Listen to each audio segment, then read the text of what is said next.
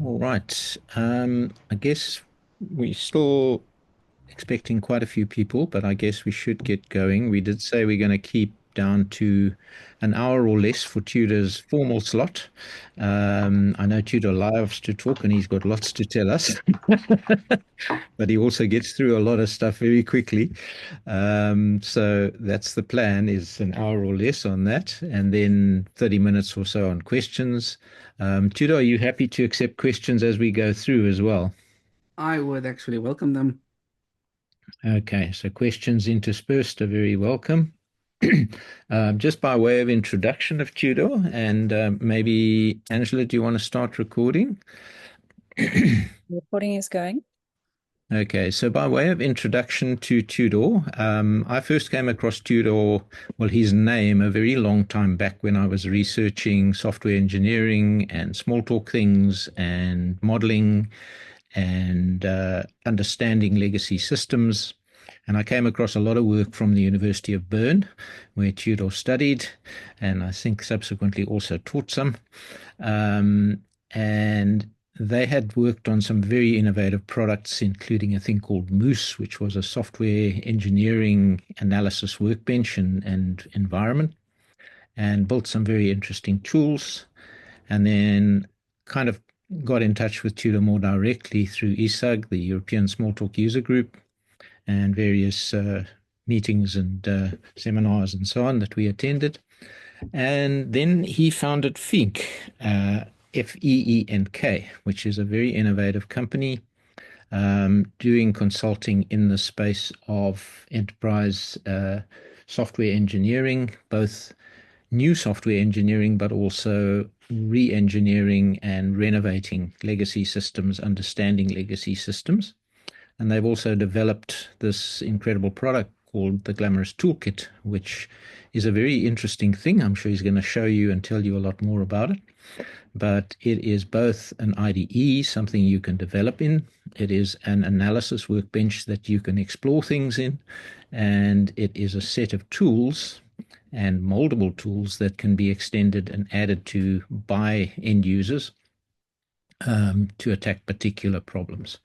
Um, so he's also working with many of Europe's very big software development shops to help them do their job better and more productively, and also working with Simon Wardley to develop a new concept of rewilding software engineering, which is about a new approach, but I'll let him take it from there. So, Tudor, very welcome. Thank you for being with us. And we look forward to seeing what you've got to share. Uh, very enthusiastic with that. Okay. Well, thank you very much for the for having me. I would be interested in having a conversation rather than being it only a one way. So let's start with a few questions. So we can do a thumbs up and thumbs down type of thing. So if I say that developers spend more than 50% of their time reading code, would you agree with that?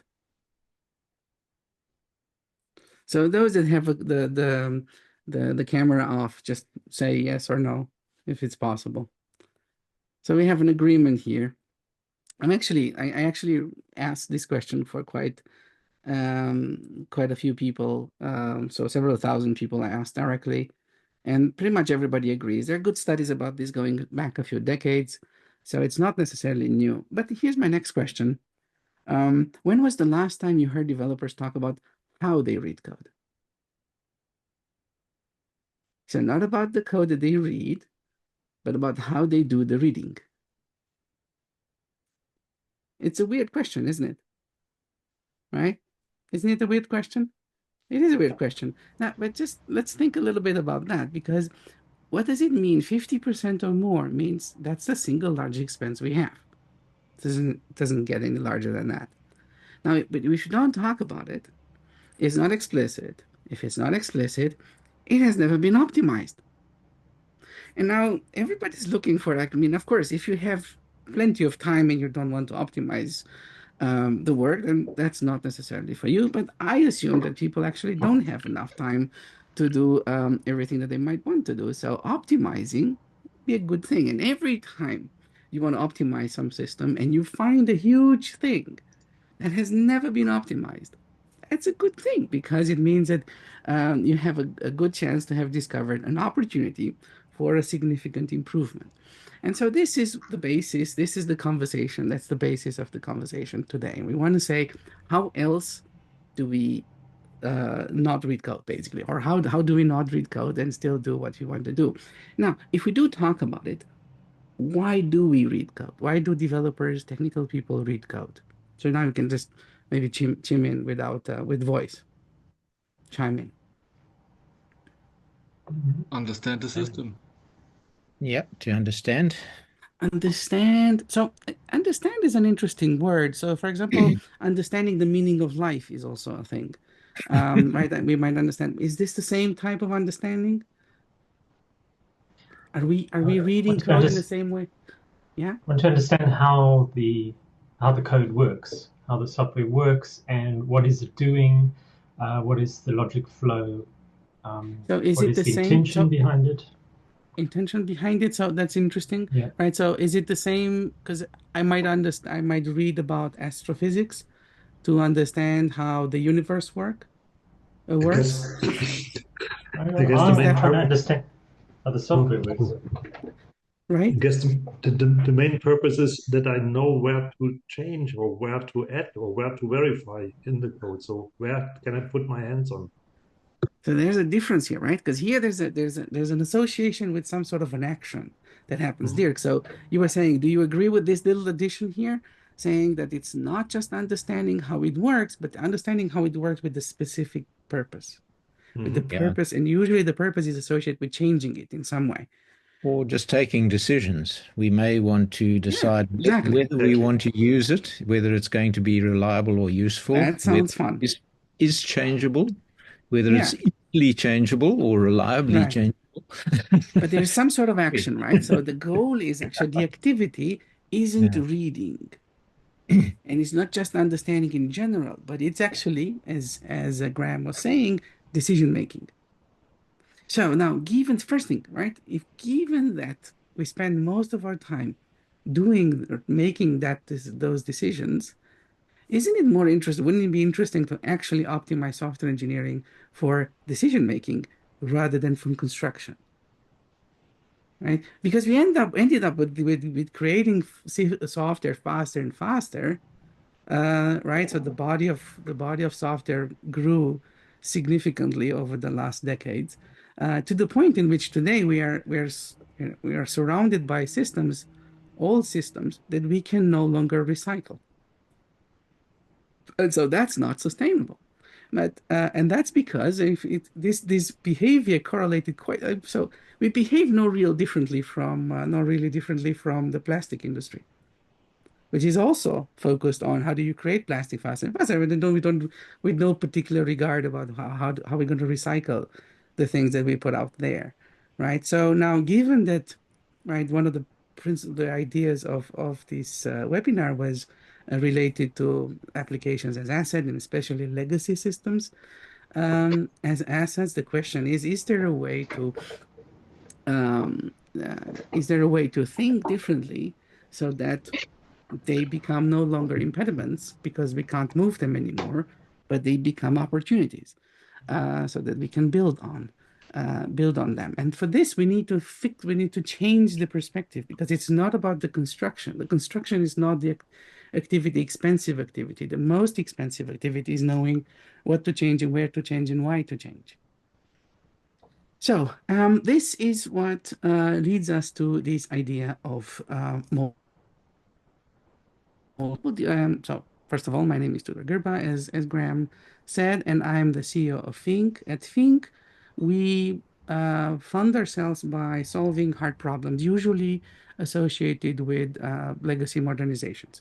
So, and in this space, we actually work with two kinds of situations. On the one hand, systems that have some sort of crisis. So people tried and failed to often to move the system, and we can help them get unstuck. But on the other hand, we work with companies that seek a competitive advantage in software engineering, so that they can exploit or leverage applications or existing systems as assets to build new kinds of value. Now, moldable development is a way of programming through contextual tools. Now, the idea of programming through tools is not that new. Contextual tools is maybe a little bit, but when we say contextual tools, we mean thousands of contextual tools. And when I say thousands of contextual tools, I mean thousands of contextual tools per system. And so now to explain this one, I'm going to use a wordly map. Is everyone here, or is anyone that is not so familiar with wordly maps here? Just raise your hand if you are not so. Okay, so looks like people are familiar, but basically, words just briefly, wordly maps are a way of depicting concepts or ideas or products and their evolution over time. Turns out that we can split this evolution into 4 different phases, and then once something goes from left to right, then new opportunities appear on the top left. And we can also depict dependencies, or when something a higher level need is requires something that is more refined towards the bottom. So here, for example, we have business and engineering required to make decisions and about systems. And the interesting thing is that as soon as you want to make a decision about the system, somehow the information has to go from the system to the decision so that you can make that choice. So now, if we don't talk about it, we don't know how to optimize it. So the first thing we want to do is to start refining the space so that we can identify new kinds of opportunities. So that's what we're doing here. And so a decision, we say it's based on assessment. And by assessment, I understand understanding a situation about the system enough to be able to make a decision. So there are 2 components here, the enough part and the situation part. So you don't want to understand everything necessarily, and you don't want to, and all the time, not globally per the system, and also sometimes it's just limited in time. So assessment requires exploration. Exploration requires conversation. Now here, when we say conversation, we often think about conversations between people, right? So we say this idea of putting people in a room and expecting them to make the best decisions. The problem, though, is that sometimes if we don't have the right information, we cannot make the right decision. So, for example, like about 15 years ago, when I first had this idea that today is called moldable development, I went and I worked with a team, and it was a pretty young team. So the system was less than 2 years old. The team was there were about 12 people, about 8 people in the team. They were building a service-oriented architected system, and they were quite fond of these kinds of conversations, going in a room and making decisions. And so I put them. We went into a room and we did a simple exercise. And the exercise was to say, well, could you please list all the services you have? So everybody took Post-it notes. They were very fond of Post-it notes. So they took Post-it notes, and then on each Post-it note, everybody wrote the name of the services that they remembered. And then we did a union of all those Post-it notes, and so they ended up being able to list 12. Then we looked into the system, and there were 20. So the problem is, again, these are not a lot of things, right? These are still at the time, they were reasonably coarse-grained pieces in their system, but they were not able to list everything. So if you're not able to list everything, you're not in a position to make a choice about the things that you don't know. And that's the problem. There is another kind of conversation that we have to pay attention to, which is the conversation between humans and systems. Now, conversation requires information, and information has to be somehow synthesized out of the system. And this is kind of an interesting thing. There is no way to observe and perceive anything in a system except through a tool that gives us a development experience.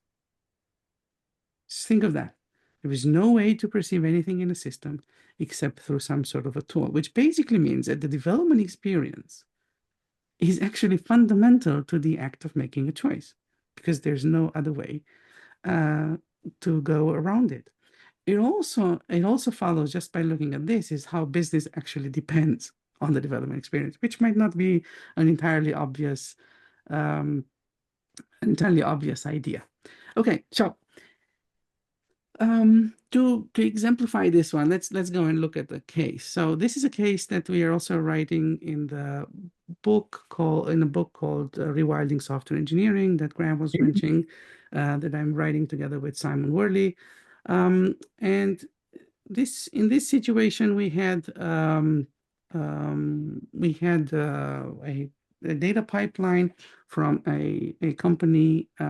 This was a marketing data pipeline, their main marketing data pipeline, that was fueling offers that were going to many customers.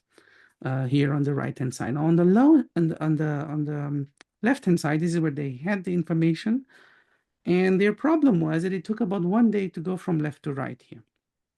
And the question was, why did it take so long? Especially because they were in a business to consumer, therefore a business, and 1 day, at one time, 1 day delay between the moment you have the data until the moment you act on the data is very long. And everybody knew about the problem, all the way to the C-level. The CIO demanded that there should be this should be much faster. And so the organization worked on this as a matter of priority, and after 3 years, somebody measured, and it took exactly 1 day to go from left to right. So then the question was, well, why did nothing change? And so the problem with this was that obviously, right? So we asked them, they asked us to look at it, and then we asked, so tell us what the system is, and they drew this on the whiteboard. And then we said, so what do you think? What's the hypothesis? What kind of problems would you like to see on this? And I said, well, maybe we are producing too much data along the way that we actually don't need, for example. And maybe we are producing or we are having computation here on the right that actually is maybe not needing, or on the left that is not needing. So then we say, okay, so what do you have in each of these boxes? And so it turned out that here on the left-hand side, they had an internal Excel-based domain-specific language, which basically was transpiling. So in very structured Excel files, people were creating transformations, and they were being transpiled to Oracle instructions that were supposed to populate these two databases here. So Oracle and Cassandra for various different types of data. Now, of course, for Oracle, we had schemas, but for Cassandra, we didn't have we had the schema, but it's not particularly useful because it's an OSQL. So we instrumented the database for a day, which was their cycle, and got the dynamic schema, like in terms of JSON here. And then here on the right-hand side, they had a low-code platform. In this case, I think it was called Pega. And now Pega is a visual language. So it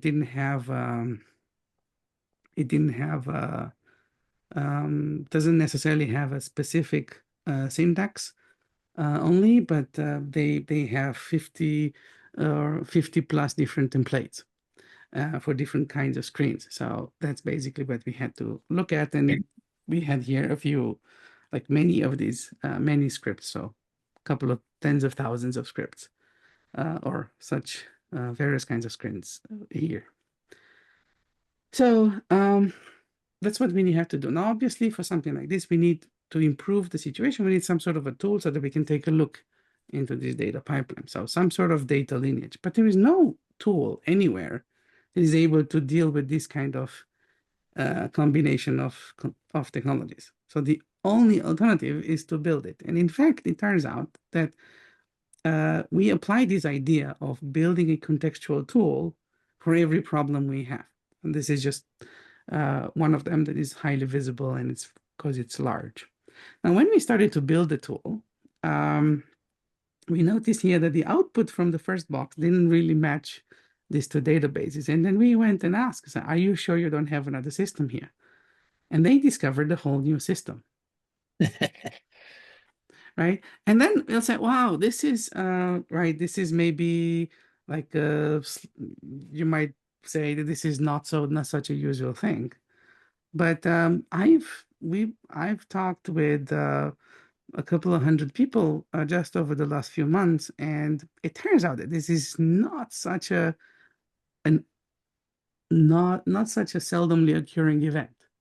Maybe not at this big level, at this coarse grain level, but if you go closer, right, a little bit deeper, there's always something that is unexpected or may say undocumented in some form, and people then learn about it without just when they start to examine it.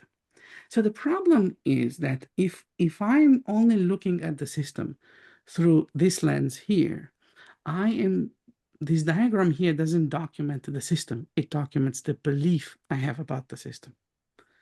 And so what we really would like is we would like to remove this belief out of decision making, because building system is already hard enough. We not knowing what the current system is shouldn't be an acceptable variable.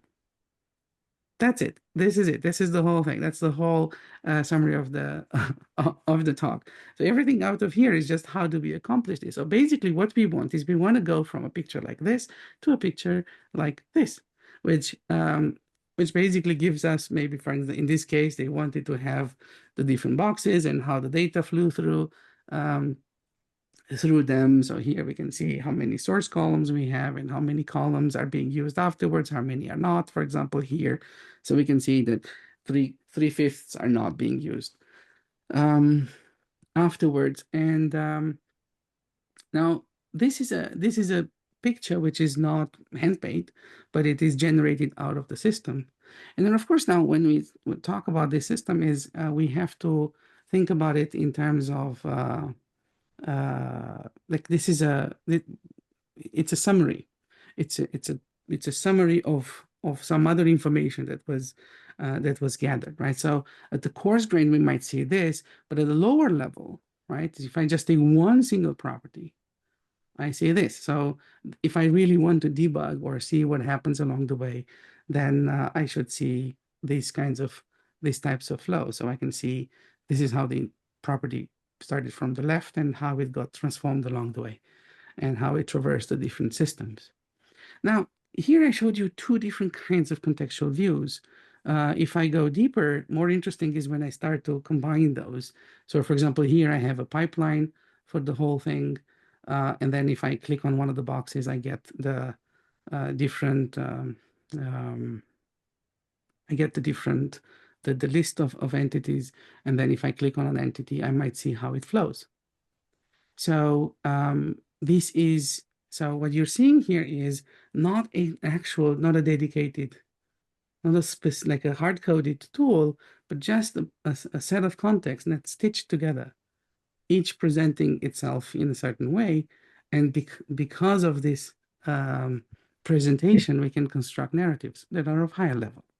Yeah, perhaps So I can just chip in here, Tudor.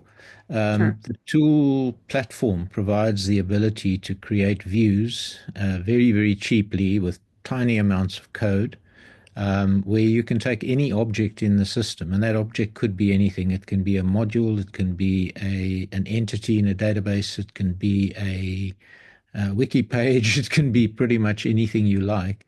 And you can write a very tiny script that gives you a unique view for that object.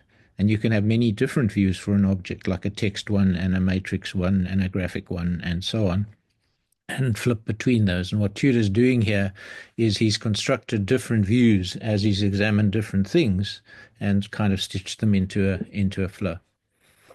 Right. So if we take a step back and say, well, what does this mean? Well, the world today looks more like this. The information that we use for our decision making is mostly manually assembled. So this is in the form of a manually drawn architecture diagram. It doesn't matter whether you use a CAD tool or not. If it is manually drawn, it depicts your beliefs about the system rather than the system. And this is fundamental. No, beliefs are important input. So this is, for example, what we took as input when we constructed the tool. We said, well, what do you believe the system to be? And they drew something, and then turns out that maybe it was not entirely correct, and then we could iterate over it, over that belief. But the point is that you want to remove the beliefs, ideally, from the decision-making process. Maybe the beliefs are the input. They just shouldn't be the basis to move forward on. So because the information is manually provided, it's not entirely constructed, like it's not complete. And so the conversation will have some data points in there. We just don't know which ones. And we don't know whether they are complete. The situation is not helped by the fact that the exploration is so different problems. We kind of approach them differently, or we explore them differently, and then we end up with gut feel driven decisions. Now, in the world that we're proposing is more like this. So the information is always generated. So whenever we look into the system, we never look into it. Like, we always want to have a tool that gives us the information out of the system without some human mediation. Now, of course, we want that generated piece of information to be specifically coded. So and this is where the transformation in practice happens. So when I say the developers spend 50% or more of their time reading code, I'm talking about this here: manually inspecting code, manually synthesizing information out of systems. So this is down there in the mine, trying with their bare hands to get the gold nuggets out, and in the hope that somebody here will extract some value out of them.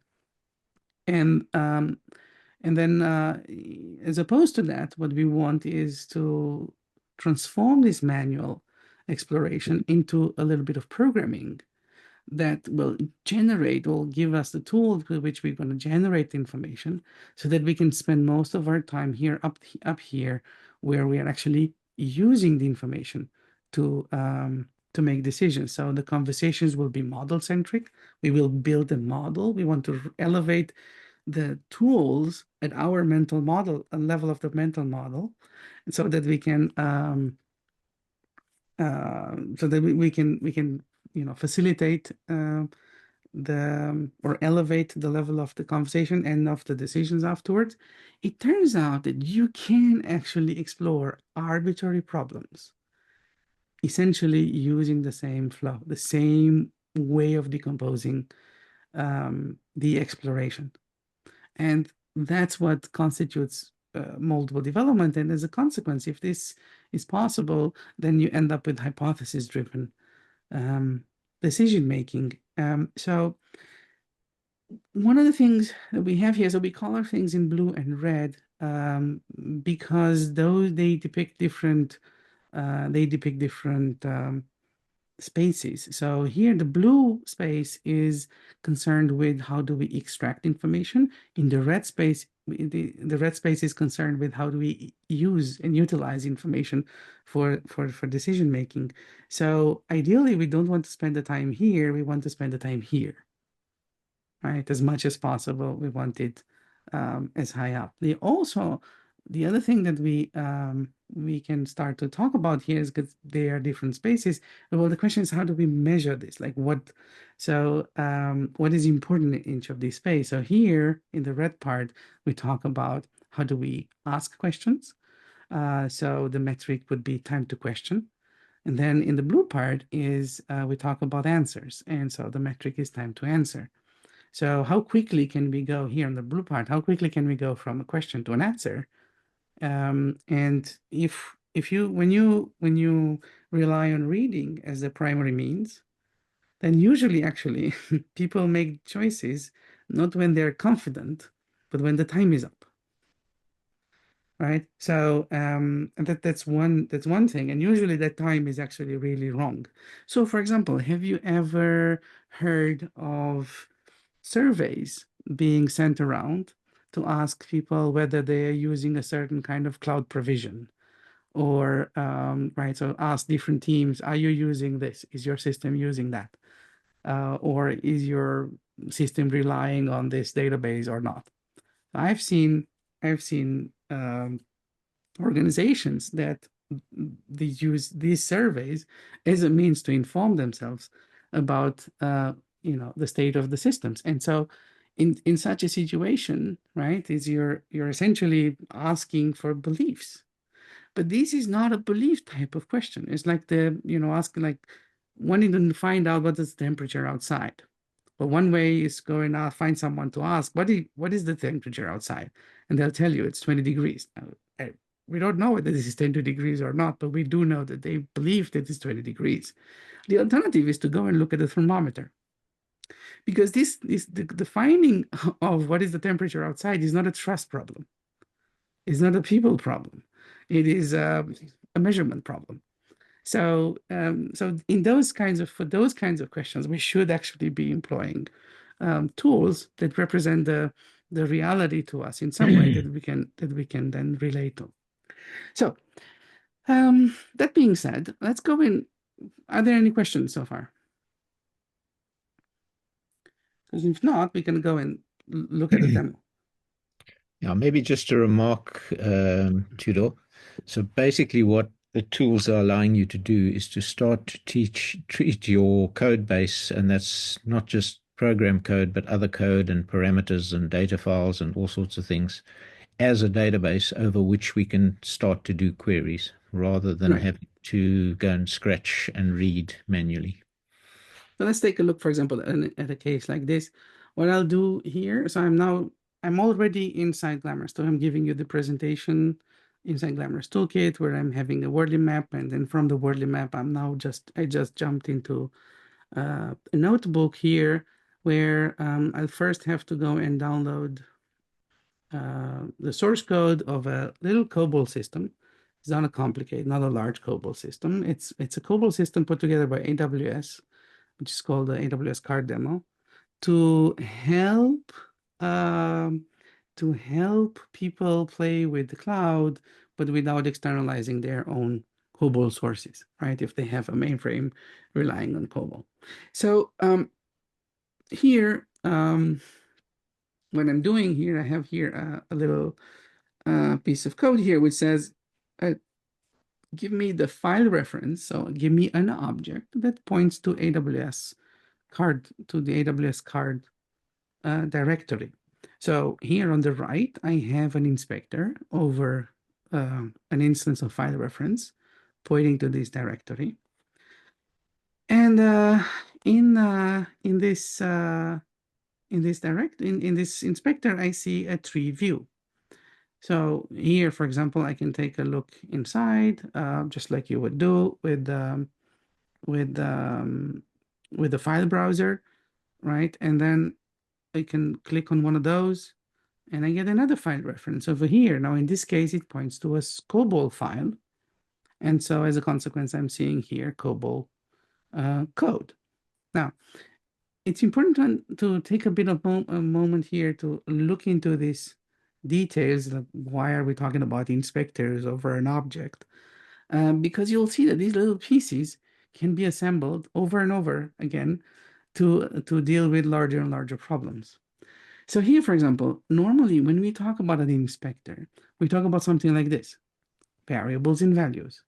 So our two little objects that we have here next to each other, the file reference pointing to a directory and the file reference pointing to a file, would look like this internally. Now, interesting enough, this view, the variables and values, that's what you get every time you put a breakpoint somewhere in the debugger, in your favorite development environment, right? Anywhere, it's going to be basically in the same way. So, which is pretty nice from a tool vendor point of view, because you can build this tool once and then use it a gazillion times. On the other hand, because I can use this view everywhere, it's not interesting anywhere, right? So the only thing I'm doing here, right, if I compare these two views with these two views, right, the difference is much larger in the way I can relate to this tool, the same object. Does this make sense? Okay, so which means that now basically here I have a little browser just by stitching together two different objects shown in inspectors with contextual views. Okay, great. So if I have this, what do we have here in this app? We have PMS, which are these are the screens in COBOL. These are COBOL files, and these are JCL jobs. And one of the things that we saw here is that we have this diagram folder. So in this diagram folder, I can see, okay, the screenshot of a screen, but I also see something like this, which is like a flow. So we can see here how this diagram is not entirely aligned, right? It's not centered.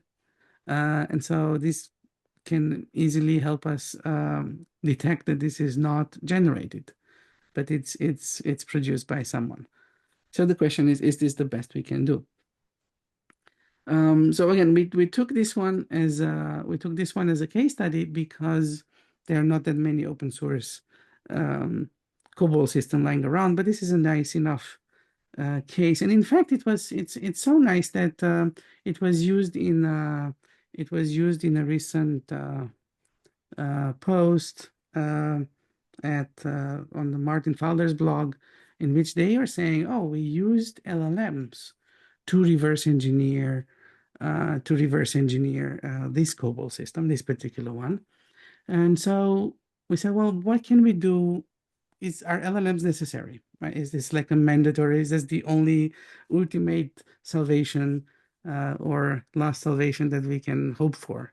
Or is there something in between that we can have, or actually maybe not in between, but something that is more fundamental that we have to pay attention to before we even consider LLMs? So here, for example, I'm saying I don't want to look at files. What I said is I want to build a model. I want to elevate my conversation at my mental model. And when I describe things to you, I didn't describe your files. I said I'm going to have jobs, JCL jobs. I'm going to have COBOL programs. I'm going to have screens, so maps. So here I have, these are all the jobs. These are all the COBOL programs. I even have Kix transactions here. And then I have the maps, the screens, right? So, and we even saw that there are screenshots in the diagrams, the documentation. Even for this small system, there are screenshots of those screens. Now, if I now select all the screens in my system, and I have 17 of them in this particular case, I don't really need a screenshot to figure out what's in there, right? I can just go and read them and render them. That's it. So, and then of course, if I'm picking one of these screens, then I'm looking at one screen. Now, of course, when I look at the screen, I can take a look at what the screen says. I can also take a look at the source code, so where it is defined, but I can also take a look at the flow, because this was the other thing that people had, like, how do I go from one screen to another screen? So here, for example, on the top, we see our screen, and then we can see how it yields back to this COBOL program. So now if I click on this one, it's going to be, I'm now looking at a COBOL program, and in the COBOL program, I can see the source code. And I can also go a little bit further than that, because one thing that is, for example, interesting in COBOL programs, besides functions, are also variables. So if I now pick a variable, I'm looking at one variable right now. Of course, I can see where it is being defined, but I also want to, sometimes I really want to see what this variable is overlapping and what other variables are overlapping it. Because, in COBOL, like a variable, this is not really a variable, it's just a range in memory. Right, so basically here now we have a browser where I have variables on the left and when they overlap on the right. Now these are all made, everything you've seen here are all made out of little tiny views. So all of these little things, all of these screens that we're looking at are just such views. And then we can go even further. So for example, here we see this screen is going back into this COBOL program. And then if I click on the arrow, now I'm looking at one expression. And so if I look at what happens here is that I see, oh, this is actually not just COBOL, but on top of COBOL, there is another, there is a library, it's like a middleware, which is called Kix, right? It's like your Spring Boot type of thing. Which basically handles, in this case, transactions. And so here we see how the screen yields back to the COBOL program.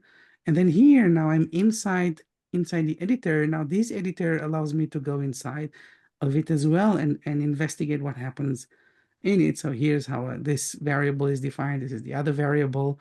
And then if I forgot, like, oh, which screen was it that came back from here? I could even see it in line. So who finds this one reasonably interesting? Yeah. Basically, you've kind of on the fly created a COBOL IDE that gives you a lot better environment than a lot of the dedicated COBOL IDEs do. Yeah, right. And then these are just so this system here, this exploration environment here, we put together in a couple of weeks. And this was right before another conference where I gave this exact demo or similar demo, and it was just to show what's the difference between this idea of let's use LLMs to produce magic summaries. And again, those summaries that come from LLMs are interesting and appealing, but they also hold beliefs because you don't know whether or not they are accurate, explainable, or representative. You just know that they exist. So, and then they come reasonably quickly back. But other than that, we don't know. So the question is this the only option we have? And the answer is no. And the reason we picked COBOL was in this case is because it's an interesting case in which we have multiple languages. So we have, for example, screens and we have COBOL, but then on top of COBOL, you have these, for example, kicks that you have to go and understand the semantics of in order to construct the tool. And so what we are having here is we've elevated our tool to the level of understanding of the mental model. And then like this, we can just have the next level of the conversation and expand it from there. And so, and that's basically the process. And this is how this exploration can look like, right? So now we've seen two kinds of cases. On the one hand, we looked at something which looked like a data lineage. And then when we look at something like COBOL, like what do they have to do with each other, right? If you were going and look at the industry, right, and at tool vendors, you will say, well, those are really clearly defined verticals. In fact, they are so clearly defined that in each of them, you might find a significant amount of money worth of market cap for those tools. And those valuations or that kind of value is based on the idea that we have to go and use those kinds of out of the box tools. Now, what we're showing here is, first of all, that those, given that we are expressing them in the same environment, they don't seem to be that different. They must not be that different because there's no other explanation. We wouldn't be able to do it. On the other hand is that given that we are we are a small team, and we can produce such experiences with such a low energy, it means that there is another economic model that exists, and that does not rely necessarily on a large tool vendor. And so the idea of incorporate or internalizing the skill of creating the tools through which the exploration is carried is probably an important or an essential software engineering skill. So that's the idea of moldable development. Yeah. Tudor, can I ask you just to sort of Sure. rewind to the screen where you've got the script that imports the COBOL files? Just to point out there what's going on there, because what you're doing is you're doing a GT COBOL importer from the source, right? Yes. Just to mention to people what's going on there is, well, take it away. I guess you can explain. It's basically bringing in that data from the COBOL files, the source files, the JCL, the screen files, translating it to a semantic representation in the tool, and then the views are built on top of that, basically. Right. So here we are having a model which is basically talking about entities that are more higher level, right? So we talk about global programs, and then we can start the navigation from each part and explore it, kind of like you would do with with an ontology or a database of entities. So we can go on and explore more of these, but I think it would be interesting to give you one a little bit of a flavor of how do we go from a problem to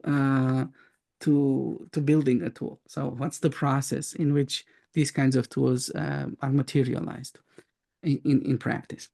So to this end, I'm gonna go to this synthesization part of it. So let's focus on that.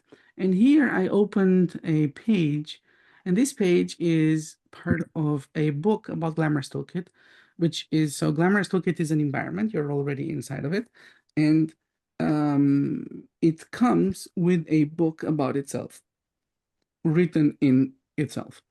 So this, and one of the larger parts of the book are about case studies. And these are case studies of different kinds of problems. So we took here about like a half a dozen, one of these kinds of verticals. So one of the verticals is, how do you deal with REST APIs, where you would go and possibly take some sort of an off-the-shelf SaaS offering to explore such APIs. And as a problem here, I'm going to take this this example over here. If you go to API GitHub.com or Fincom, that's our organization on GitHub. The question is, you'll get this this JSON back if you do that. But the question is, how do we make sense of it? How do we browse what's in there in the context? Let's imagine that we don't have a documentation of this API, and we want to explore it. We want to explore that API. So, for example, if I'm looking at an organization on GitHub, I might want to see the repositories, and for repositories, I might want to see some more details. So, what's the process of doing that? Okay, so what I'll do is I will start with this URL over here. So now if I'm inspecting this, in fact, let's just to make it more real. And what I will do is I will go out of the presentation. I'll open a new page, and I'll just paste that URL over here, and we're still going to start basically from scratch. So I'm going to inspect this URL. So this HTTPS API GitHub.com orgs fincom. And what I have on the right is an inspector over a byte string having this little URL in there. Now, this is a byte string. So how many ways can you look at a string, right? It's like not that many, but still, actually, if you look how this string is implemented internally, it's implemented like this. So this is a byte string, which means it's going to be a collection of bytes, right? So ASCII values. That's how it's inside. Now, this is maybe not the most interesting way to look at it. So looking at the string is probably better. But let's just introduce here a little tiny problem. So let's say I'm adding a new line. So I'm going to inspect this one now. I can see here, looking at this, that there are 2 lines. But now let's imagine that I want to parse this. Now, if I want to parse like a little tiny detail, we're talking about the tiniest detail, maybe in while we might program something of meaning. But still, I have this little tiny nagging problem, because if I want to parse these 2 lines, I really would like to know what the end of line is. Because it could be LF, it could be CR, it could be CRLF. I don't know. Well, it's one of them. But I don't know which one. So this view tells me that there are 2 lines, but it doesn't help me answer this particular question. If, on the other hand, we change a little bit the view, and now we go into a place where I see here on the left the string, and on the right I see the index and the actual ASCII value. And now I can click on here, and then I look at the next character. I can see if the answer to my question is CR. Right? So what did we do here is that we didn't change the object. We only changed the way we looked at the object. And by changing the way we looked at the object, we decreased the time to answer. And that principle is applicable absolutely everywhere. So let's go back to our original problem. So I have here URL. And what I want is I would like to go and get that URL. Now, it turns out that somebody else already had that question. And so look here, there is a URL, there's a get URL view. And I look at it and say, well, it looks like the JSON that is behind this one. Now, the question is, how do you get it? I don't know how you get it, because maybe I don't know the library. But now if I right-click on this and I look at the defining method, this is literally the editor for this view. So just to prove that it's so, if I do here, if I press 2 and I save this, it changed. So this is a living editor of that view, right? So if I read this one, it's basically inside the string. So this the class, the superclass in this case of this object. I have a method which is called GTGetURL4, and I have an annotation here called GTV. You can think of this method as a printing method. You know, like in some other languages, you'll have something like toString, except that, you know, it's the 21st century, so we can print widgets now. So, and then we don't print just one of them. So we don't hard code the name of the printing method, but we want to discover them. So we annotate them in some form. This would be like the at view at GT view in other languages. So like with this, we can discover the printing method. It's that simple. So I have an object, but before I'm inspecting, I'm showing a default one. I'm not showing a default one. I'm asking the object, please print yourself. And then the object presents these tools. So here I have a few guard conditions that if it's not a URL, like it doesn't start with HTTP or HTTPS, I want it to return an empty view. But if it is, then I want it to show a text editor. And then now the contents of the text are given by this block, this closure, this computation of how do you go from self, which is this string, to the thing that we see here. So if we read this one correctly, it means that if we execute this and inspect the results, we should see a string with the contents of the JSON, right? Good. So now that we've learned this one, notice how we didn't go to Stack Overflow. We didn't have to necessarily resort to asking some magic LLM. We just pure normal engineering. Somebody had the question and documented the answer. And so now if I do this, it looks like it works. So great, now we just learned that this is a JSON. And if I execute this one, I get that JSON. And so now I would like to go from the string JSON to the data behind this. And like, how is this going to happen? Well, I'm going to do exactly the same thing. And I'm learning here that if I do this, I can just get the dictionary back, right? So that's the parser that's the parser for JSON to give us back the dictionary. So now we talk about keys and values, which is much better. So the dictionary is better than the string, which was better than the URL. So we're making progress here, but it's still not at the level of my mental model, because at my mental model is I'm talking about an organization here. This URL represents an organization. So I want to do something like an organization, and I want to say, you know what, I'll take this dictionary and I'll create this concept called org, but I don't have the concept called org yet, which means that I have to go and create it. Now, when I say I want to create it, an editor appears right in place, right? I don't go to somewhere to edit, right? Because I'm not in the physical world. Even in the physical world, we go to great lengths to make things come to us, right? In the digital world, we can literally make it like this. So we don't want to switch from tool to tool. We rather want to make the tools come to where we are. So if I do this, I just created this class, so I can take a look inside of it right there in the editor, which is in the notebook. And so here now I have raw data. Raw data doesn't exist, so I should create that method.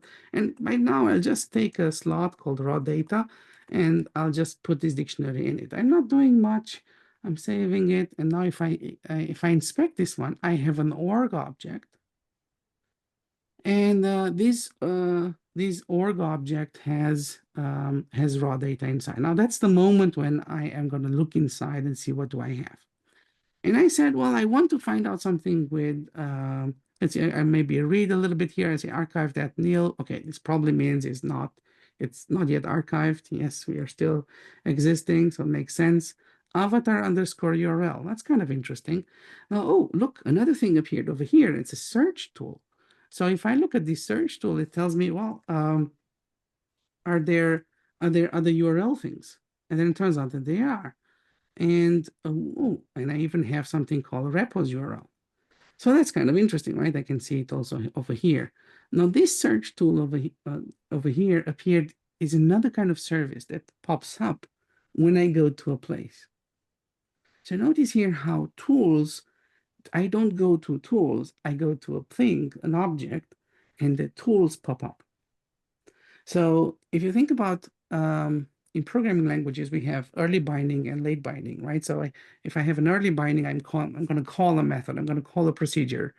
In late binding, I'm going to send a message that's going to be looked up somehow and then being executed, right? And then we're translating the same thing to tools. So instead of we going directly to a specific tool by name, we go to a place and the tools are going to appear late bound in that place. So now if I'm here and I look at the raw data, because I just learned now that there is a key called repos_URL. I just see it over here, so I don't have to remember it. So now if I inspect this one, I get a URL, right? So that's pretty neat because now I can say I have a URL over here.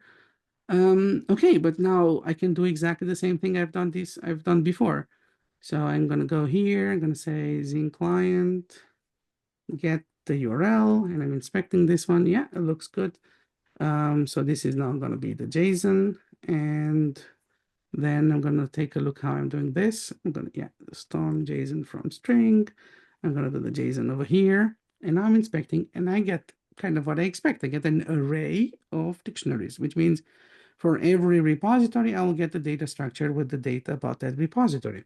Now, this is pretty neat because now here I have a little query that given an instance of an org, this is how I get the repositories.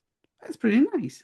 So this means now this query here would belong in the method of this class. So the meta view of an object gives me the editor of the class, right? So raw data is the thing that I created before. So here I could create something like a repos method so that I can ask my org to say, give me the repos. But maybe I don't want to do that because we can do an even more elegant thing, which says, well, let's extract the method here. So now this method called repos has been created, right? Which is this one. I performed the refactoring to push the code from the contextual playground into the method in a class. So now if I inspect this one again, I get those results. Now, this is quite nice now because now my org object, my domain object starts to get meaning with these kinds of queries. But I didn't quite finish because in order for me to reason about the org, I'm looking at two objects. And so what I really would like is I would like this view, but over here. So what I can do now, once I executed this piece of code, it knows that this object is there. So it proposed to me, well, maybe you want to create a view for it. So this is an array. So because it's an array, I'm proposing you a column list. So maybe let's see if it's okay like this. So what happens once I've done that, a new method got created over here. But even more interesting is that I have a new view. Because as soon as I created that method, I got a new view. So essentially, I've now done an iteration. I went from I didn't know much about this URL to now I have the first level of understanding about that object. Now let's imagine that I'm doing this a little bit longer. So I already have here such a model created after a few more minutes of doing this. So here I have an organization. I have C repositories. I see the events. So these are all the different things that have done by different people. I can see, okay, here's a repository with contributors and maybe the events in there. And maybe I can click on the contributor and I can see the events or the different activities that the contributor did and the avatar. Or maybe I'm going to go at releases and I'm going to say, well, where is this release? Or maybe I'm going to go at the issues and I'm going to take a look at which of them are open and I'm directly able to edit them in place, right? So I have a web browser being presented as one of the tools for this one, right? So if we now step back, what do we have? Well, first of all, we have a tool for browsing data, right? But we also have a documentation of the API because now we can basically see how do you get this piece of data. So I can go and reverse engineer how a specific query happened. But more interesting here is that actually there is no real tool, right? This is just an assembly of some objects represented in some inspector views, in some inspector with some views, and maybe stitched together with some snippets of code from time to time.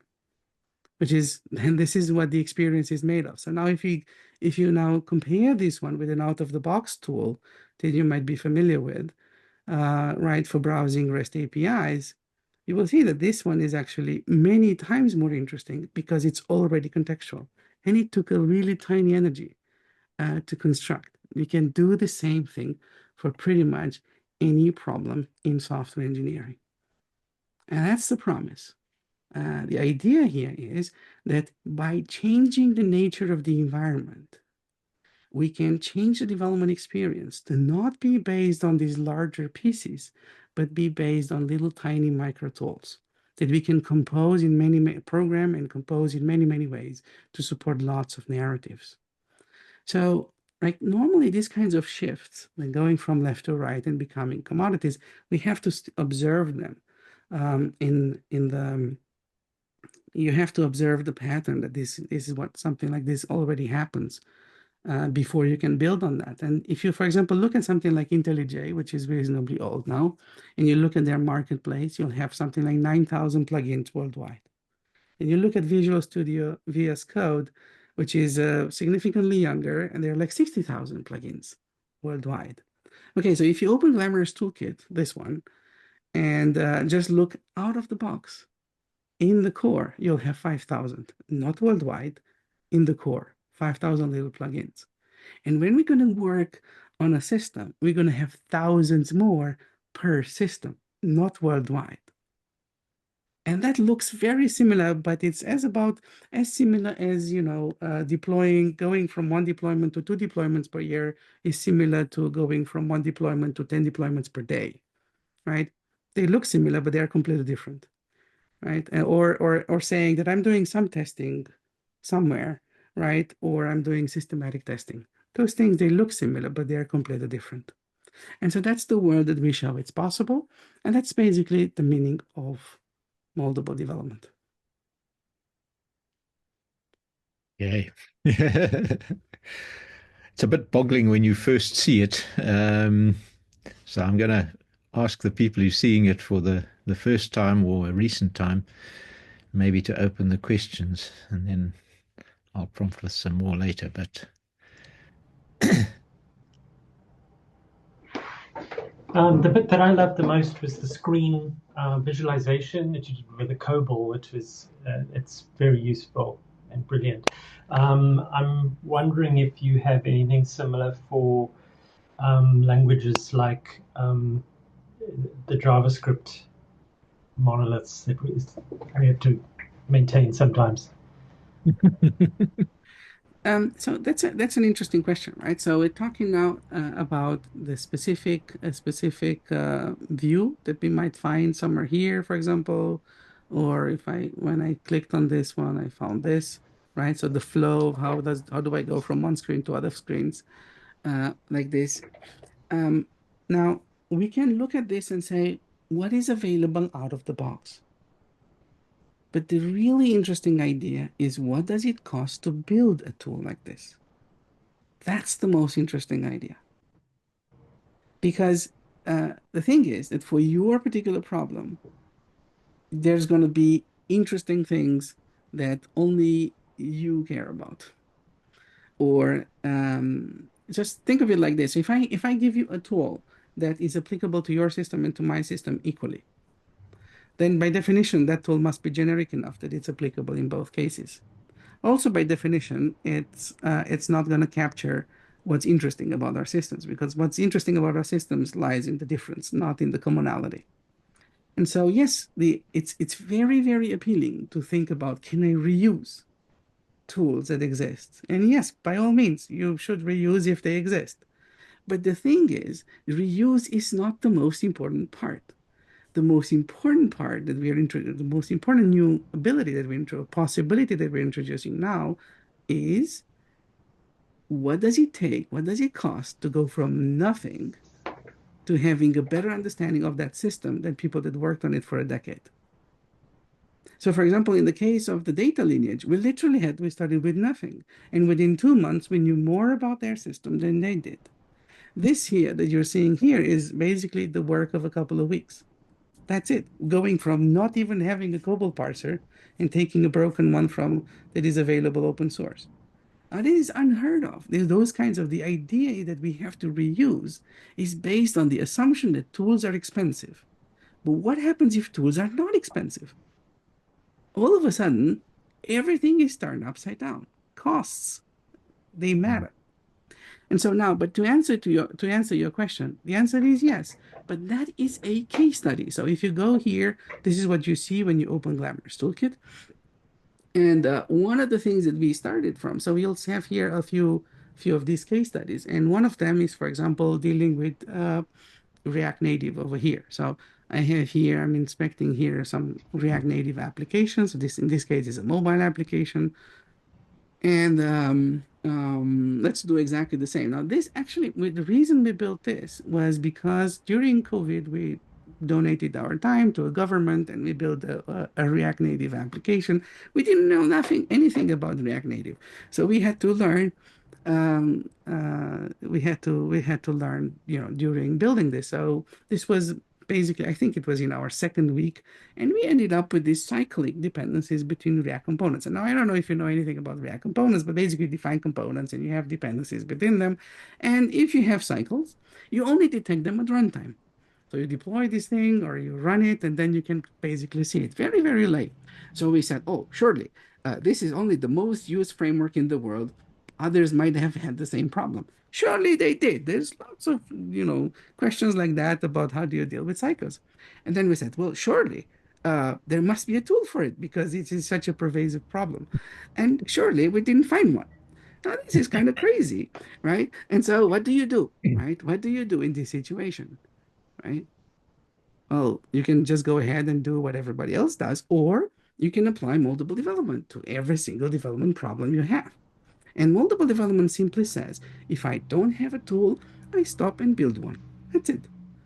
And so this is how it looks like. So when I'm importing this, I'm not talking about not only about classes and methods and functions and whatever.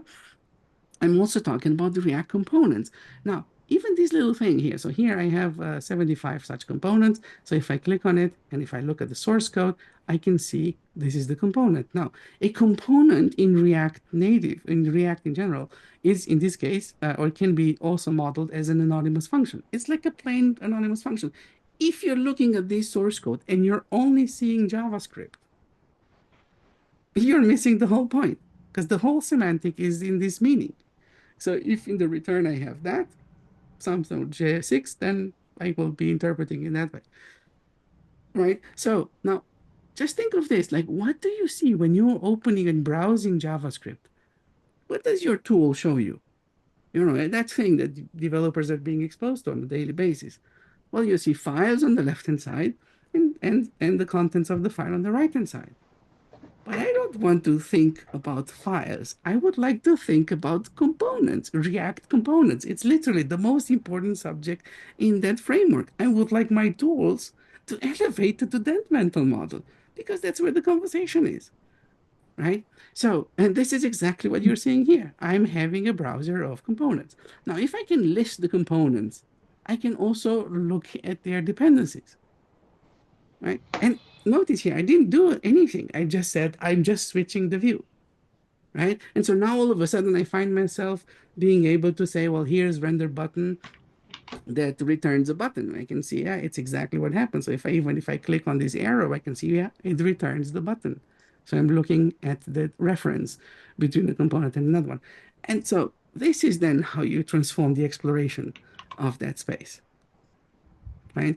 But again, this is indeed something that is available, but this is a case study. The most important thing here is that this is possible, right? And so, and that if you take these two together, that this something is possible and everything is uniform, because we're applying the same tool, including for developing the tool itself. We're applying the same way of decomposing problems everywhere. Well, it should follow that ideally You want to internalize this skill of creating tools so that you can have them have that skill readily available for any question you might have. Does this answer the question? Absolutely, yeah. This the component tree is great. Yeah, it's definitely something I was looking for. I think that's quite useful. It's very nice to visualize how they all link through, especially when you're analyzing or coming into an existing system and you want to understand these components. It's great. Other questions? Yes. Imagine you don't have that view yet. How difficult would it be for me to just create it? I mean, you say just do it, I but showed you here. So in the REST API, I went from a URL to building a view like this exercise that we did here in a few minutes. Went from this URL, discovering what the API, what the libraries to use are, to building an org with a very simple view. Yeah, this is it. This is the flow. But I, you just apply this one many times. I imagine that doing that for textual views is quite simple, Mm-hmm. but doing it for such graphical things, you need to know your toolbox, so to say, to create Sure, such things easily. sure. But you will, that's something that you will need to, it would be useful to learn that. That's all. But the question is, can you learn it, right? And And how deep is the learning curve that you need to Steve, master right. to get into But that really productive? right. So in the case of so what you're seeing first of all here is we're talking about this particular tool, Glamorous Toolkit, which is I showed you here primarily programming in Smalltalk. We also have extensions in Rust, but primarily you would program in Smalltalk. To learn Smalltalk, you would have to first of all learn Smalltalk. So there's a whole interactive tutorial here about how do you learn Smalltalk. But then afterwards, you might want to go and learn about, um, let's go and search here, for example, about how do I create uh, views like this. So this is how you create, this is a tutorial of creating graphical representations or graphs, for example, because a lot of the time, especially when you're in a architectural space, you will be spending with some sort of graph. So a library like that gives you an idea of how do you go from one to another. But it is not that difficult. But the more interesting thing is the way you learn Glamorous Toolkit is you first learn how to learn. This is not a tool with features. This is a way of programming. So you would rather in which we basically the environment is a language made out of interactive and visual operators. That so you first, like with any programming language, you first have to learn the syntax. So and then every time you read and explore something in the programming language, you also actually have an opportunity to learn about the programming language as well, right? So and the same thing happens here. So first you learn how to learn. It usually takes about 3 to 5 days, and then you become, let's say, proficient, assuming no small talk experience whatsoever prior to that. And then becoming proficient, it usually takes about a month of time. But again, the question there is, right? So when should you do that, right? So this can be so when we work with, there are at least two ways to do it. One is to say, well, I'm a developer, I'm an individual, and I would like to optimize my work. So everybody typically has 15-30 minutes per day to in between meetings to do something. So what I'm suggesting people in those situations, don't start necessarily with the tool. Just start with taking a problem that you just did manually and think, how else could I possibly would have done? What would the tool have been? What kind of tool would have helped me see the same thing? And where could the information come from? Do this for 15 minutes per day, and you'll find yourself discovering all sorts of opportunities around you that you otherwise wouldn't see because you never talk about it. That's the problem. The first thing to do is to start talking about it. The fundamental thing we're showing here is that there is something to talk about. And in fact, this is so valuable that those that are going to talk about it far earlier they have a chance of translating into a competitive advantage at the business level. Because this is a large shift. It solves a large problem that is pervasive today. And every time shifts like that happen, early adopters can translate them into business advantages. Now, and this gives us to, so for example, when we work with organizations, we actually don't start from individual problems. We start from a business problem. We start from a business problem. It's so expensive that it doesn't matter how you solve it. And usually, let's say something between 1 to 3 months, and within that time, we're gonna bootstrap any technology that we find. We're gonna bootstrap an environment. Building the tools. Building the tools for that system enough to answer the initial question. And then if people want to actually perform refactorings or transformations, we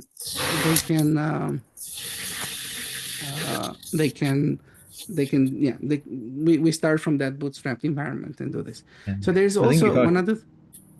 If I can just comment here, Tudor, the learning curve is significant if you obviously want to get to the level of proficiency Tudor and his team have. Yes. It's many, many years and many deep insights and lots of experience. But there is a huge amount that you can do with what's out of the box. And I think also there's the situation that, of course, the more the tool gets used and the more it gets incorporated into the core, it grows with each release and there's more there for you to draw upon. But there's already a hugely rich set of things that you can reuse. For example, the parsers for Smalltalk and Python and Rust and JavaScript and so on, those are there. The way to talk to URLs, fetch them, interpret them, that's there. The way to work with JSON, that's there. The way to talk to a REST API, that's there. The way to generate graphics from data very easily through Mondrian is there. The way to write a parser for another language is there, etc., etc. So there are very rich tools in the environment, but they're not the end tool that you want to apply to one problem. They are the tools to create the tool for the unique problem. That makes sense. It was going to be one of my questions, whether you had the JavaScript and Python parsers ready. There's a lot of background noise. Could you identify where this comes from? I'm not sure. It sounded like somebody had a Erica microphone. muted herself and it disappeared. Okay. Thank you. Erica, did you have a question? You've got your hand raised. Okay. I'll quickly ask the question and then I'll mute myself again. Tudor, can you give us some examples of business problems that you've come across for which this approach has really been beneficial? Sure. So, for example, the one that you saw before, that was the data lineage problem was a problem on the business side. So the time to reacting to the market events was 1 day in a business to consumer business, which is way too long. So the real costs are not the technology costs, but the opportunity costs, right? But then there are other situations where you, for example, have technology risks. So one of the early projects we did about a decade ago was working with a large wafer producer company. So one of those that are today not allowed to trade with China, for example, in the U.S. And they had their whole proposition, which I mean, it's an enormous enterprise, and it's working at the outskirts of physics and chemistry. But the core is basically they have a robot system, and it is being managed by a controller, by a controlling system, right? A real-time distributed system. And they didn't know how that one worked anymore. So you have a multinational, very large company, right? And at the core, they have this little piece of thing, and they didn't know how to work it anymore. So we could look into it and show how we can create a new node in their mesh of robots by adding a new one. And so technically, we solve the technical problem. But in fact, in reality, we mitigated the risk. And on the business side, by simply showing them, yeah, this is what it is, and it's not that difficult. Okay, so worth a fortune in their business, though. Yeah. Okay, does that answer the question sufficiently? Okay. Dante, your hand's raised. Let's go to you. Thank you. So, yeah, I joined you a bit late, so I apologize if the no problem. question was answered before. First of all, amazing conceptual approach. I think if you've ever been a software engineer and had to build your own tools, this basically unlocks a whole new set of problems you can solve with the software engineer approach. So congrats. I had two questions, and again, maybe you answered them before. So one was why did you choose, what's the advantage of Smalltalk? Why did you choose Smalltalk for the meta language for the tool? And second, if I understand correctly, the plugin system allows you to incorporate multiple runtimes within the system. Have you identified any limitations? Because I'm guessing that this kind of approach, while completely revolutionary, it can be the victim of its own success. Like you can have you had any cases where you reached too many runtimes running at the same time? Or how do you mitigate these issues with the right with a tool so like this? First, let's start with the first question. Thank you for the question. So Smalltalk, the reason it's in Smalltalk is because this space had to be invented. We needed a place to discover what moldable development is. We had the original idea, but it still needed to be discovered and to be able to explore how far does it go. And so everything you're seeing here is a validation of the fact that this thing exists. So Glamorous Toolkit itself, right? It's free and open source. And when I say it's free and open source, built by a small company, right? So we in fact built the company in order to fund the research. And everything we're doing is so that we can validate that moldable development is a real thing before we go and tell everybody else. And we gave ourselves 10 years, and we said if we exist in 10 years, which it must be because it works. So in order to do that, because we knew we're going to do our own validation, we basically put ourselves in the most unfavorable situations we could imagine. Smalltalk being the only exception here. So we started with Smalltalk is because Smalltalk already gives us an environment where we can, which is self-reflective. So it has this idea of you can change the UI within the UI. You don't have to build this upfront.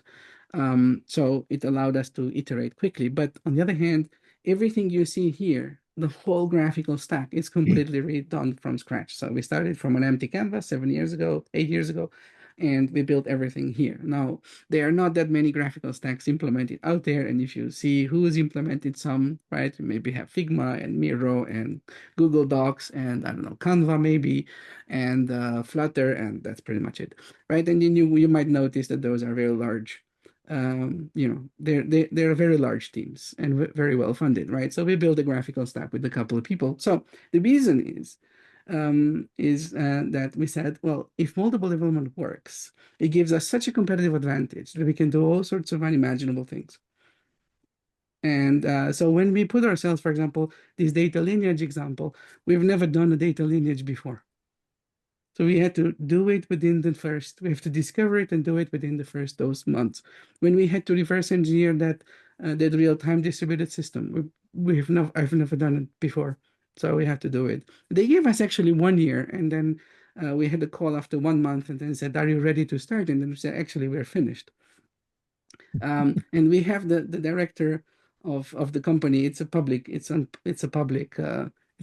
talk. So they were talking about this experience of going from, they gave us this 1 year, but apparently there were bets in the company saying that there's no way we can do it because they have no clue of how this is possible. So the idea is that when you have orders of one or more orders of magnitude at your disposal, you can start creating all sorts of interesting effects. So this is the reason why now, a decade later, we are in a position to start talking about it.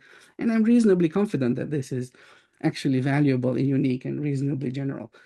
Because we've seen it in all sorts of problems. And Glamorous Toolkit itself is like a 2 million lines of code, but it's Smalltalk system, not your regular system. It's a quite dense system built by a small team. Now, to your question, are there limitations to, in practice? Of course there are, because it's just a piece of technology. And the Glamorous Toolkit is not the end technology, it's just the first one. And I'm sure there'll be copies of it, and there should be copies of it, because the goal here is to start a large conversation. Because we have to create this conversation, because we have to change software engineering, because the way we're doing it today is not scalable. Now, that said, it's still possible to do all sorts of really crazy things. So, for example, here, I know we're on time. Can we extend it a little bit? Yeah, we're fine. Okay. I think we'll excuse anybody who has to drop off, but Yes. if those who are still keen and interested, let's keep going. So here, for example, this we took here reasonably, popular topics or tokenizations in LLMs, and this is Andrei Karpathy talking about one of them. So he's doing these beautiful videos in which teaching about what is an LLM and how do you build one. And here is one of the earlier lessons, which is about tokenizations. And then here he actually took like a whole, like a couple of hours to describe tokenizations and how the algorithm works. And he took a notebook. So here is in this original notebook, he took a notebook and implemented the whole algorithm there, which is really, really cool, and just in a couple of hours. But he's a great teacher and he knows how important it is to build mental models. So when he starts, right, when he starts the conversation, why is this not working? Okay. I don't think you're hearing this, but he says here that he has to go to ticktokenizer.versal.app so that we can build a mental model. And this app basically says, oh, look, I give you an interactive thing here. If you enter some string over here, you can see how what the tokenization does on the right-hand side. Right? Now think about this, right? He's taking the time. He's a great engineer. He understands his domain really, really thoroughly. He's a really good professor. This is a hot topic. And the best possible scenario we can have here is that we are in a development environment. And if there even exists an explanation that might be interesting, it's going to be somewhere else than where we're doing work. This is incredibly broken, right? So if we look at what else we can do here is, so this is another page in the book. What I'll do now is so in this versal.app, what happens is they take tick token, which is the library from OpenAI, and which is the one that you can send a string over and you get the amount of tokens. So for example, you can have an idea of the costs or to estimate costs of the tokenization. And so so this one is basically just putting a UI on top of it. Okay, so I have the same thing here. I created now a Python runtime, and I'm saying, okay, let's inspect this result. I'm not leaving the environment. I'm right in the same place, right? And I'm looking, but except that now I'm not talking just numbers and strings. I wrapped it in the same thing that I've done with the URL, right? I wrapped it in a notion like a result, a tokenizer result. And this one now has views. So for example, I can see a table, or I can see something like this, where I'm seeing the tokens and the numbers exactly like you're seeing there. It's actually, my view, it's a little better, this representation. Now, even more interesting here is where is this defined? So if I now look at the implementation, this is defined in GT, like I did before, But this one over here, the object that I'm looking at is not living in the Smalltalk environment. It's living in the Python environment. It's literally a remote Python object. And this view over here is actually coming from Python. So it's possible to actually extend Glamorous Toolkit when you're inspecting Python object, describe these views in Python, and then have them appear when you're inspecting live. But then, okay, so this is already pretty nice, right? Because I could take this explanation, I can show why you don't have to leave your development environment because explanations are really important. We want to bring the explanation to where the development environment is because that's the main source. That's the main reason why we have such problems with legacy systems because we can't explain them, right? So make the explanation easier to be hosted, and all of a sudden it's more important. But we can take it a step further because once you do that, when you took token, we only had access to the API, right? So we don't have access to insight to what happens in the algorithm.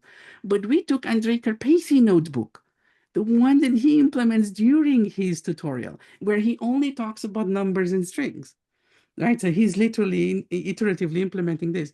And then we wrap that one.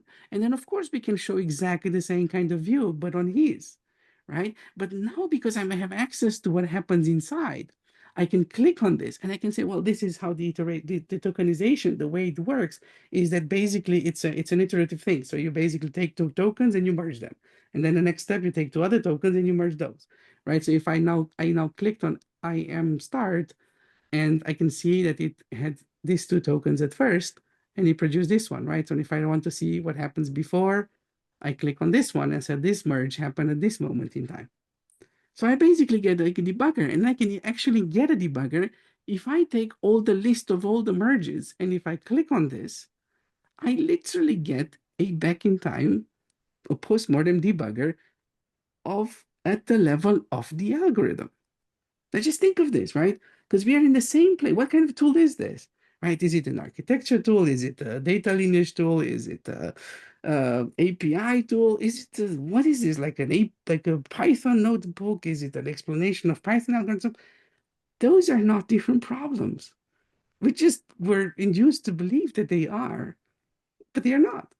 And so the reason we believe those things are different problems, that's the reason why we're wasting so much energy. Because we are spending the time switching from tool to tool, and the most interesting problems are always in between tools. And we handle those manually. That's where the waste happens. Now, if you change the equation and you say, well, I have the problem and I want to make a tool come to my problem, we can fundamentally change the whole nature of software engineering. Does this answer the question? Yeah, completely. Not in terms of the limitations. So, wanted maybe an example to see. The limitation is always exists, right? It's a matter of it's like performance, but that's another problem. And like any other problem, there are ways to handle those. So, for example, one of the companies we work with has a 50 million lines of code system, 50. Okay, and they have switched over and they're entirely working with Glamorous Toolkit as their only environment. Right? And now these people, they have tests that if they run them on a single processor, it takes like 8 days. So they distribute them on thousands of processors. But now every developer has access to a cluster on AWS to deploy these tests on. And all of this, right? This is now I say, well, what kind of all of this is orchestrated from within Glamorous Toolkit and with Glamorous Toolkit. So lots of things are possible.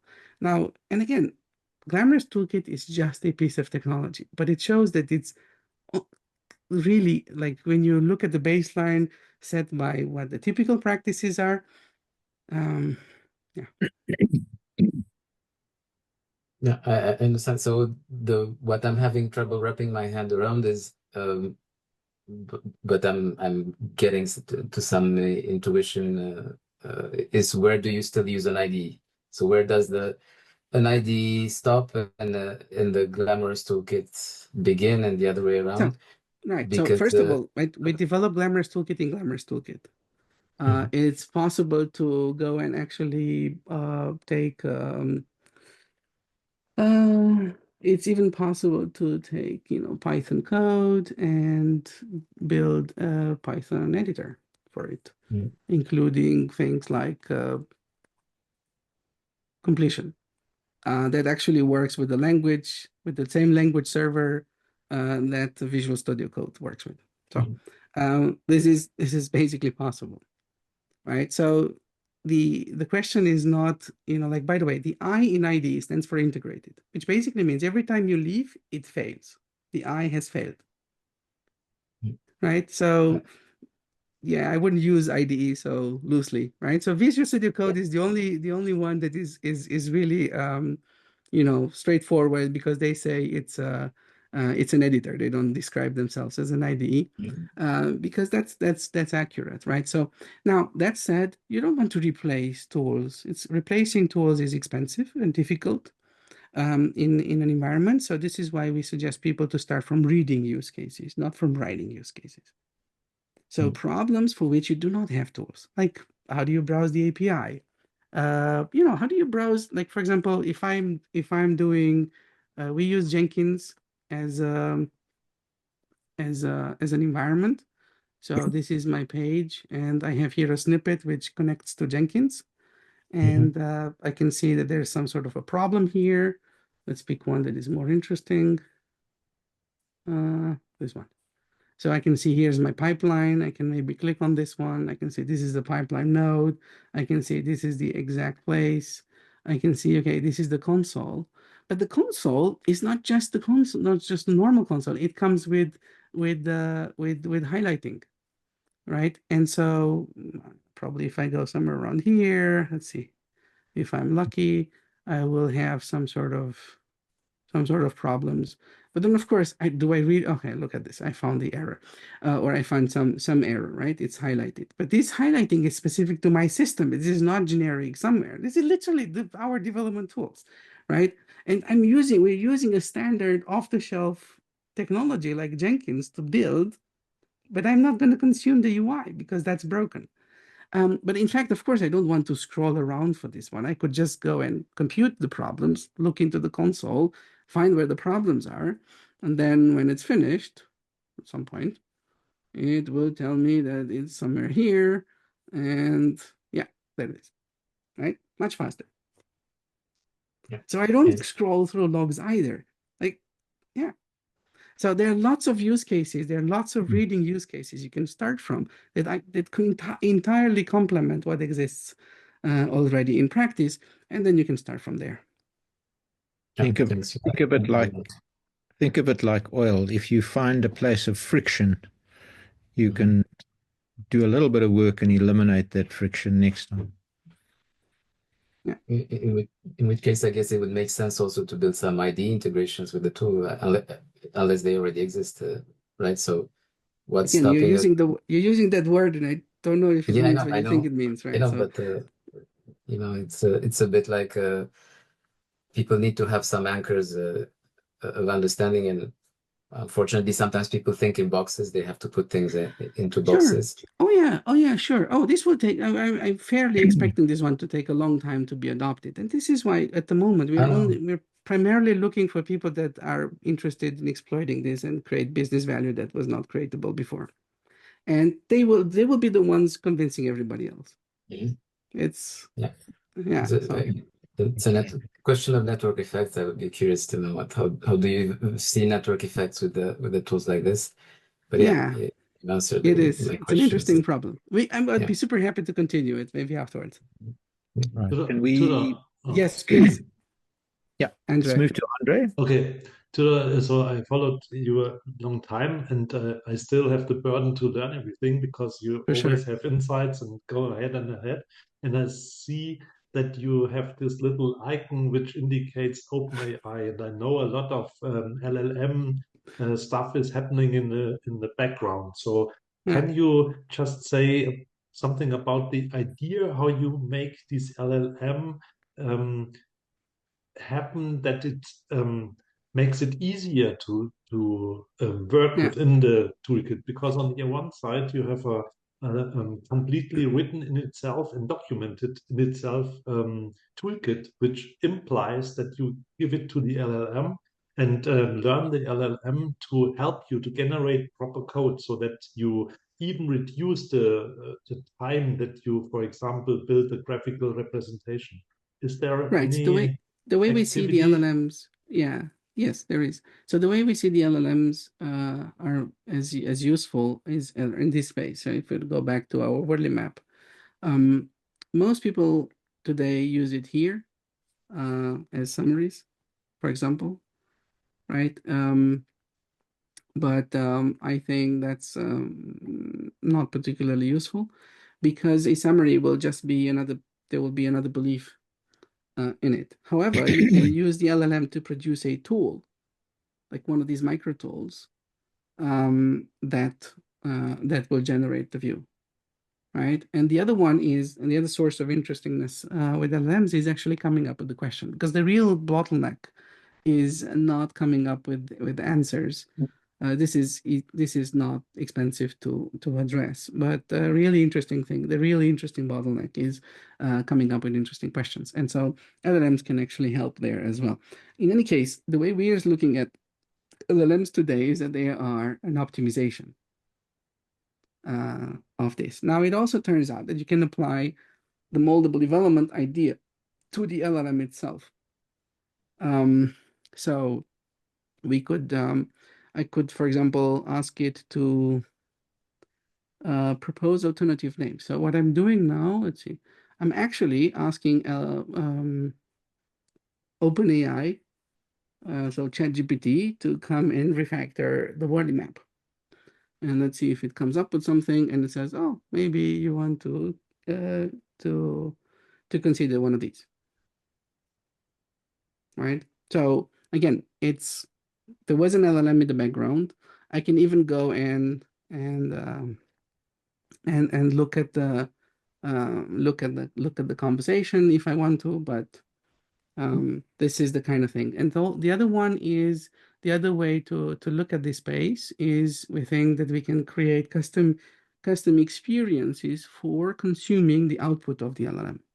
So here you saw one way in which basically we injected the LLM input into the experience, but another one is, let's take something really simple like this one.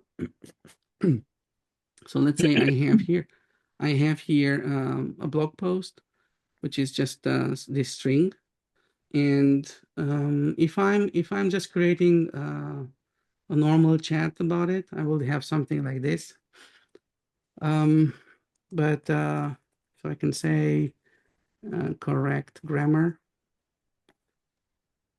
So and now notice here how the message, so I have a chat, I have an inspector over the chat. The subject is this instance of this object that I was having as an input. So that's the thing that I want to talk about. I'm opening a chat, and now I sent a message, but the messages are not just the plain text things that I'm seeing. I'm actually can see, okay, I actually sent this action. This is the JSON that I sent over the wire. And this is the JSON that came back over the wire, right? So it says text and post. So, and I say, okay, this sounds like an interesting thing. And I can say, actually, I want to reify this one here.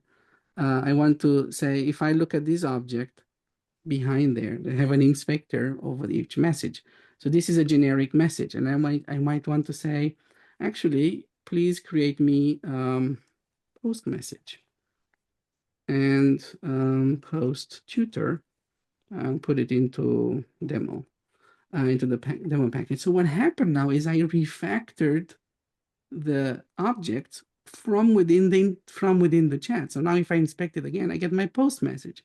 So great. Now if I have the post message, then I can see basically here that I'm not going to write this one, but this is how you get the instance to the initial post.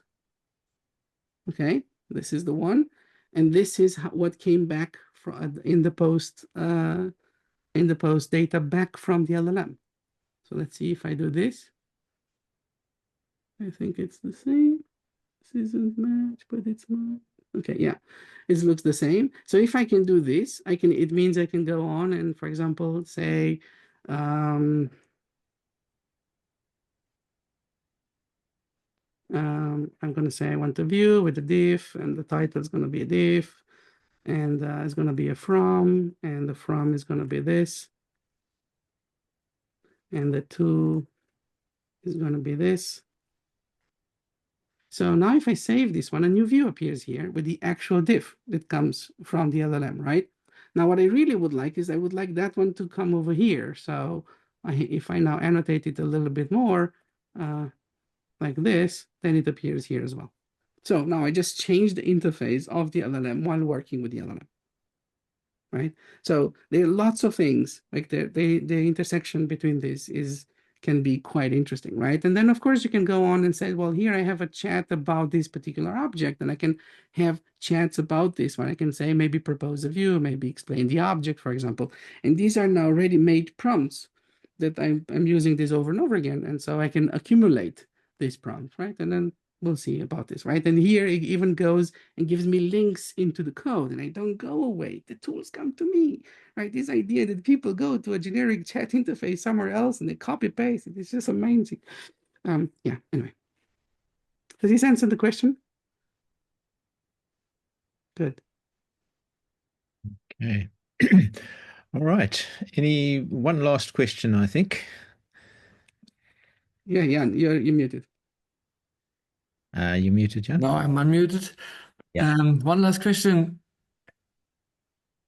Opening the box, did you consider using it beyond software?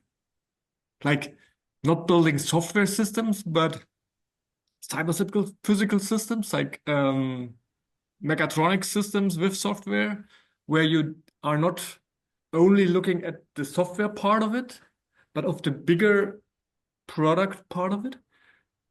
I know that others have. We haven't necessarily done this one. We're limiting ourselves to just reinventing software engineering right now. And once that's done, we'll expand a bit. Okay. Thanks. Okay. All right. Then I think falls to me to thank Tudor. I think it's been fascinating. I think I saw quite a lot of chat comments as well saying that it was fascinating, those people who had to leave. So Tudor, thanks once again. I think very good expose. Obviously, this is a very rich environment and there's a huge amount to discover. So I'd encourage people, there's a lot of information on the fink.com site. And you can get to a blog from there as well. There's a lot of stuff on YouTube. There's also obviously the option to download Glamorous itself and open up the box and look at the book and find lots of stuff in there, lots of examples. Yeah, and please explore further. And from a local perspective, obviously we're using Glamorous for ourselves, for exploring things and for some new development on our side. We're finding it very, very interesting and different level kind of tooling environment. We're building tools using the Glamorous Toolkit. So yes, and the philosophy is very compatible with ours for Eva, those of you who know Eva. So if you think of a next generation Eva, we're doing that in Glamorous Toolkit. So it's a powerful tool set. Okay, any other final comments from anybody? Otherwise, I think we can just all say thanks very much, Tudor, for the expose and for the time. Thank you. Okay. And yeah, feel free, everyone, feel free to contact me directly, either on social media or simply Tudor. Find me on the Fink website, fink.com, and yeah, feel free to send messages afterwards. Yeah. Thank you very much. Thank you. It's great. Thank you very much. Thanks very much. Thank you. Bye.